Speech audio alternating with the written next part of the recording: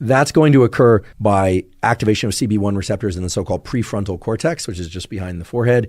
And the prefrontal cortex acts as a strong modulator of so-called limbic circuitry and other circuitry that is more stress-oriented. The way to think about the stress and limbic circuitry, such as the amygdala, which many people have heard about, is that they aren't really circuits for fear and stress.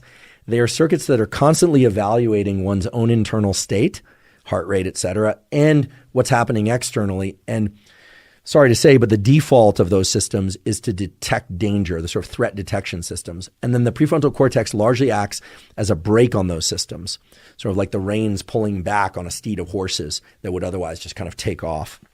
And so the sativa varieties tend to increase CB1 activation in the prefrontal cortex and in other circuitry that then leads to a kind of overall reduction in stress because of the way that prefrontal circuitry can reduce activation of the amygdala.